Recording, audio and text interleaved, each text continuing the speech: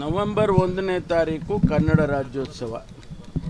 ಕನ್ನಡ ರಾಜ್ಯೋತ್ಸವ ಆಚರಣೆ ಮಾಡುವಾಗ 4 ಜನನ ಕರೆದು ಅವರಿಗೆ ಒಂದು ಊಟ ಹಾಕಿದ್ರು ಅಂದರೆ ಅದು ಒಂದು ದೊಡ್ಡ ಬೆಳವಣಿಗೆ, ರಾಜಕೀಯವಾಗಿ ಬೆಳವಣಿಗೆ ಅಂತ ವಿಶ್ಲೇಷಣೆ ಮಾಡೋದಾದರೆ ಗೊತ್ತಿಲ್ಲಪ್ಪ ನನಗೆ.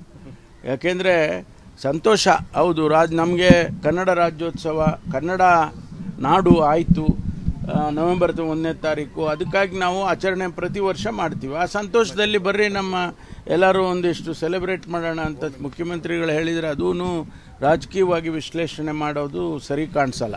ಸರ್, ಈಗ ನೀವು ಕೂಡ ಹಿರಿಯರಿದ್ದೀರಿ, ಹೈಕಮಾಂಡ್ ಜೊತೆ ನೇರವಾಗಿ ಸಂಪರ್ಕ ಇರೋದ್ರಿ, ಯಾವುದೇ ರೀತಿ ಶಫಲ್ಲೋ ಈ ರೀತಿ ಮಾಹಿತಿ ಇಲ್ವಾ ಸರ್ ನಿಮಗೆ? ನನಗೆ ಯಾರೂ ಹೇಳಿಲ್ಲಪ್ಪ. ನನಗೆ ಯಾರೂ ಕೂಡ ಹೈಕಮಾಂಡ್ನಿಂದ ಇಲ್ಲಿಯವರೆಗೆ ಇಂಡಿಕೇಟ್ ಮಾಡೋದು ಅಂತಾರಲ್ಲ, ಅದು ಕೂಡ ಇಲ್ಲ.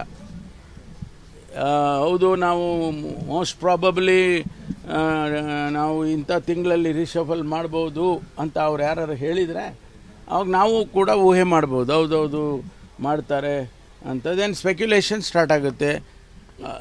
ಇವರು ಡ್ರಾಪ್ ಮಾಡ್ತಾರೆ, ಅವ್ರನ್ನ ತೊಗೊಳ್ತಾರೆ ಅಂತ ಎಕ್ಸಸೈಸ್ ಎಲ್ಲ ನಡೀತಾ ಇರ್ತದೆ. ಅಂಥದ್ದು ಯಾವುದು ಹೈಕಮಾಂಡ್ನಿಂದ ಇಲ್ಲಿವರೆಗೂ ಇಂಡಿಕೇಷನ್ಸು ಇಲ್ಲ.